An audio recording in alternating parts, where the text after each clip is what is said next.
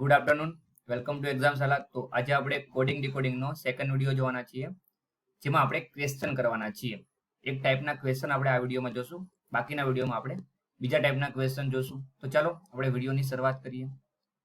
તો question number 1 તમારી સામે દેખાતું હશે. જો કે ક્વેશ્ચન આપણે એક્ઝામમાં આ રીતે ના લખેલો હોય, થોડોક લાંબો લખેલો હશે, થોડીક રકમ લખેલી હશે. ફોર એક્ઝામ્પલ આપણે એવું લખેલું હશે કે કોઈ એક સાંકેતિક ભાષામાં રોજનો કોડ TQUG છે, તો તે જ સાંકેતિક ભાષામાં બિસ્કિટનો કોડ શું હશે?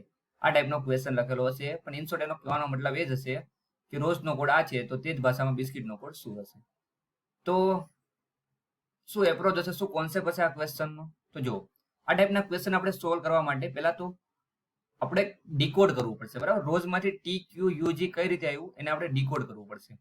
તો પહેલા તો હું લખું રોજ અને એની નીચે એનો કોડ લખીશ T Q U અને G. હવે શું કરવાનું છે? હવે હું નંબર લખી દઉં, રોજના બધા આલ્ફાબેટના નંબર પણ લખી દઈશ અને TQUG ના આલ્ફાબેટના પણ બધાના નંબર લખી દઈશ.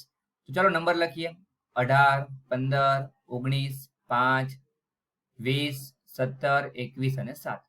હવે નંબર લખી દીધા પછી જોવાનું છે ઉપર નીચે જો શું થાય છે. 18 ના 20 થઈ ગયા તો +2 થયા હોય, 15 માંથી 17 તો +2, 19 માંથી 21 તો +2 કહી રહ્યા હશે, અને 5 માંથી 7 માટે પણ +2 કહી રહ્યા હશે. હવે +2 નો મતલબ શું? +2 નો મતલબ આપણે એવું જ કહી શકીએ કે એના પછીનો નહીં, એના પછીનો આલ્ફાબેટ આપણો આન્સર આવશે. જો R નો કોડ શું આવશે? તો R પછી S આવે ને S પછી T આવે, તો R નો કોડ T હશે. તો સિમ્પલ વસ્તુ છે. હવે આપણે જે પૂછ્યો છે શબ્દ એમાં આપણે નંબર નહીં લખીએ, બરાબર? કેમ કે ગેપ છે એ બહુ નાનો છે, એટલો નાનો ગેપ છે તેની માટે કઈ નંબર લખવાની કોઈ જરૂર નથી. આપણે સીધો છે આન્સર કરી શકીએ. કેમ કે જયારે 1-2 નો ગેપ હોય, 3 નો ગેપ હોય તો પણ આપણે વિચારી શકીએ, પણ 3 કરતા જયારે મોટો ગેપ હોય ત્યારે આપણે બિસ્કિટના બધા આલ્ફાબેટના પણ નંબર લખવા પડશે અને એમાં પ્લસ માઇનસ કરીને આપણો આન્સર ફાઇન્ડ કરવો પડશે. પણ આમાં આપણે એક કોઈ જરૂર નથી. તો ચાલો, મેં તમને કીધું તેમ એના પછીનો નહીં અને એના પછીનો આલ્ફાબેટ આપણો આન્સર આવશે. તો અહીંયા પેલો આલ્ફાબેટ છે B, તો B નો કોડ શું આવશે? તો B પછી આવે C અને C પછી આવે D. તો પેલો કોડ તો D જ આવશે. એનો મતલબ કે એ ઓપ્શન નહીં આવે, એનો મતલબ કે એ ઓપ્શન નહીં આવે. હવે હું બીજો કોડ ફાઇન્ડ જ નહીં કરું, કે બીજો કોડ કે જ છે બધામાં, હે ને? હવે સીધો હું ત્રીજો કોડ ફાઇન્ડ કરું, કેમ કે ત્રીજો V છે અને આમાં U છે, તો ત્રીજો કોડ ફાઇન્ડ કરીએ. એ ત્રીજો છે S, તો S નો કોડ શું આવે? તો S પછી આવશે T અને T પછી આવશે U, તો S નો કોડ U આવશે, જે અહીંયા V આપેલો હતો, માટે મારો B આન્સર પણ નહીં આવે. હવે મારો આન્સર આવશે ક્યાં તો C અને ક્યાં તો D. હવે C અને D માં કયો કોડ અલગ છે? તો C અને D માં લાસ્ટ કોડ જો અલગ છે, અહીંયા Y છે અને અહીંયા V છે, તો હું છેલ્લો આલ્ફાબેટ છે એનો કોડ ફાઇન્ડ કરી લઉં. છેલ્લો આલ્ફાબેટ મારો T છે, તો T નો કોડ શું આવશે? તો T પછી આવશે શું આવશે? T પછી U આવે અને U પછી આવે V. તો છેલ્લો કોડ મારો T નો કોડ મારો V આવશે, એનો મતલબ કે C આન્સર પણ નહીં આવે, તો મારો આન્સર આવશે ઓપ્શન નંબર D.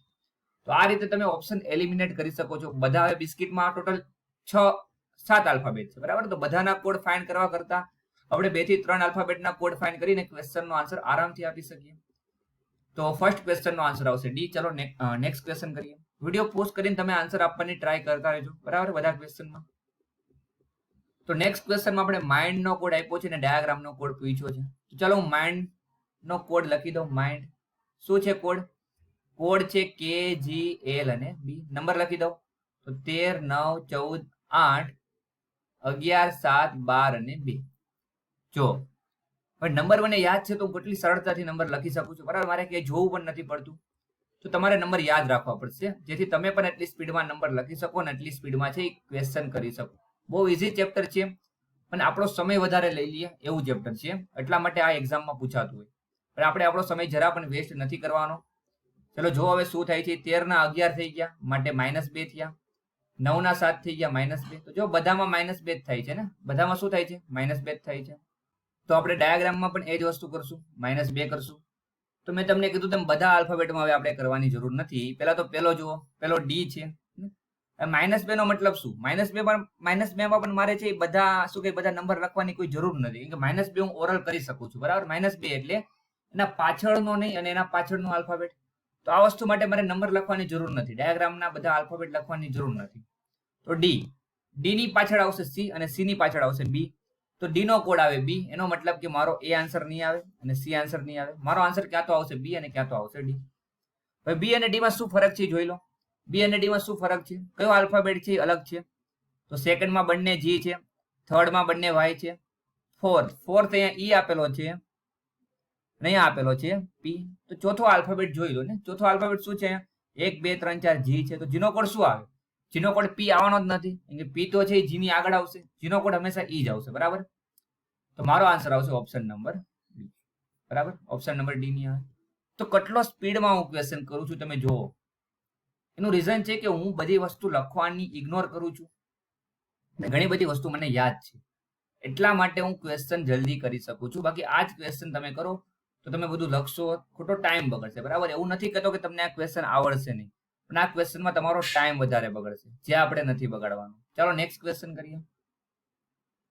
નેક્સ્ટ ક્વેશ્ચનમાં આપણે કંઈક કોડ આપ્યો છે ઓડોમીટર કરીને, બરાબર, અને આપણે સબલિસ્ટનો કોડ પૂછ્યો છે. તો જો આ ટાઈપના ક્વેશ્ચન છે ને, હવે મને ઓડોમીટરનો કોડ છે કે ઓડોમીટર જેવો જ લાગે છે. તો જ્યારે પણ તમને એના જેવું જ લાગતું હોય, મીન્સ કે ખાલી આલ્ફાબેટના સ્થાન ચેન્જ કર્યા હશે. જો કઈ રીતે ચેન્જ કર્યા છે, હવે આ ક્વેશ્ચન જોઈને ખબર પડી જાય, બરાબર. આની કોઈ બીજું કોઈ નથી કે ભાઈ આવી વસ્તુ હોય તો ખબર પડે, હે ને, જોઈને ખબર પડે આ બધી વસ્તુ. શું કોડ આપણે આપ્યો છે? D U M O T E R E. તો જો જ્યારે હું કોડ લખતો હતો ત્યારે જ મેં એક વસ્તુ નોટ કરી લીધી, તમે પણ આઈ થિંક નોટ કરી લીધી હશે હવે તો.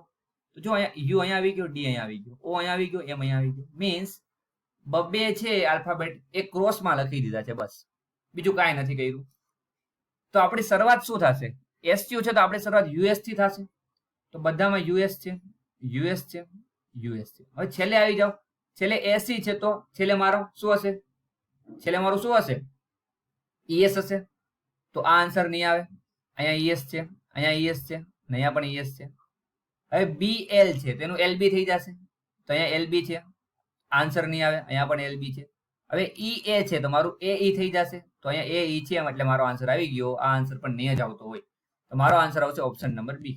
ઓકે, બહુ સિમ્પલ ક્વેશ્ચન હતો. તો ક્યારેક એક્ઝામમાં એટલા સિમ્પલ ક્વેશ્ચન પણ પૂછાતા હોય છે, પણ આપણે એને લેન્ધી બનાવી દઈએ છીએ. હવે આપણે આમાં નંબર લખવા બેસશું અને પછી આપણે ખબર પડશે કે ઓહ આમાં તો આ વસ્તુ હતી. તો એ વસ્તુ ના થાય એની માટે ક્વેશ્ચન જોવો પેલા શાંતિથી, સીધું લખવા જ ના માંડો, સીધું સોલ્વ જ ના કરવા માંડો. તો નેક્સ્ટ ક્વેશ્ચન, મેન્ટલનો કોડ આપણે આપેલો છે કંઈક NVMG જેડો, અને સિલ્વરનો કોડ આપણે પૂછ્યો છે. તો અહીંયા પણ જો તમે ક્વેશ્ચન જોશો તો તમારા દિમાગમાં સીધી લાઇટ થશે.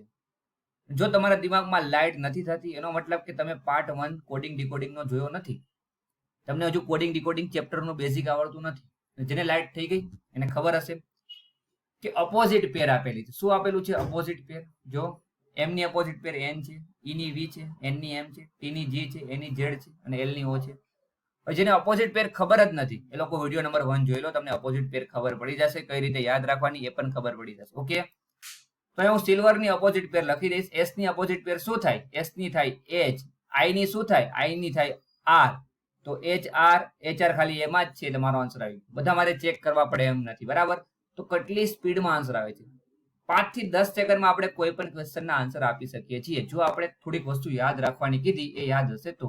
ઓકે, ચાલો નેક્સ્ટ ક્વેશ્ચન કરીએ. નેક્સ્ટ ક્વેશ્ચન તમારી સામે છે. સર SIR નો કોડ આપણે આપેલો છે PSPIPR, અને આપણે મેન નો કોડ પૂછ્યો છે. તો આટલા સિમ્પલ ક્વેશ્ચન આવી જાય એક્ઝામમાં તો મજા આવી જાય. કેમ આટલો સિમ્પલ કહું છું તો જુઓ, તમે પણ સિમ્પલ જ કહેશો ક્વેશ્ચન કર્યા પછી. SIR એનો કોડ શું છે? PSPIPR. મીન્સ બધા આલ્ફાબેટને આગળ એક પી આપી દીધો છે. જો બધા આલ્ફાબેટને આગળ એક પી આપી દીધો છે, PSPIPR. તો આપણે પણ પી આપી દેશું, બરાબર. એ લોકોએ આપ્યો તો આપણે પણ પી આપી દો ને. આપણી પાસે MAN છે ને, તો બધાને એક એક પી આપી દો. એમને આપી દો, એને આપી દો, અને એનને આપી દો. તો PM PA PN ક્યાં છે જોઈ લો. આપણો આન્સર હશે ઓપ્શન નંબર બી. તો આ પ્રકારના ક્વેશ્ચન પૂછાતા હોય છે એક્ઝામમાં, જે બહુ ઇઝી હોય છે, પણ આપણે એને ટફ કરી દઈએ છીએ, જે આપણે કરવાનું નથી. ઓકે, ચાલો આગળ વધીએ. તો નેક્સ્ટ ક્વેશ્ચન તમારી સામે દેખાય છે. મિત્રો, મેં એવું વિચાર્યું છું કે આ ક્વેશ્ચન તમે ટ્રાય કરો. આ ક્વેશ્ચન તમે ટ્રાય કરો, હે ને. જો તમારાથી નહીં થાય તો મેં નેક્સ્ટ વિડીયોમાં કરાવી દઈશ, પણ પહેલા તમે એકવાર ટ્રાય કરો. ક્વેશ્ચન બહુ ઇઝી છે અને સારો છે ક્વેશ્ચન. તો બધા લોકો ક્વેશ્ચન ટ્રાય કરશે અને આન્સર છે કોમેન્ટ બોક્સમાં આપશે. તો થોડોક અલગ છે, ખાલી તમારે થોડુંક અલગ વિચારવાનું છે. એક તમને હિન્ટ આપી દઉં. જો હિન્ટ તમને એવી આપીશ કે એવું જરૂરી નથી કે ભાઈ એનો કોડ છે તો એની હંમેશા નીચે જ હોય. ધારો કે એનો કોડ છે એ બી છે તો અમે એવું જરૂરી નથી કે એનો કોડ એની નીચે જ હોય. એનો કોડ છેલ્લે પણ હોઈ શકે, અહીંયા પણ હોઈ શકે, અહીંયા પણ હોઈ શકે. બરાબર? તો આ વસ્તુ તમારે નોટ કરવાની છે. તો આવું જ કંઈક આ ક્વેશ્ચનમાં પણ થાય છે. તો ચાલો જોઈએ છીએ કોનો આન્સર આવે છે. આપણે નેક્સ્ટ લેક્ચરમાં આ ક્વેશ્ચન સમજાવી જ દેશું, પણ તમને ખાલી પ્રેક્ટિસ કરવા માટે આપું છું. બરાબર? સ્કીપ નહીં કરી આ ક્વેશ્ચન. ચાલો મિત્રો, થેન્ક યુ વિડીયો જોવા માટે. આપણે કાલે જલ્દી જ મળશું ન્યુમેરિકલ કોડિંગ સાથે. તો ચલો બધાને બાય બાય.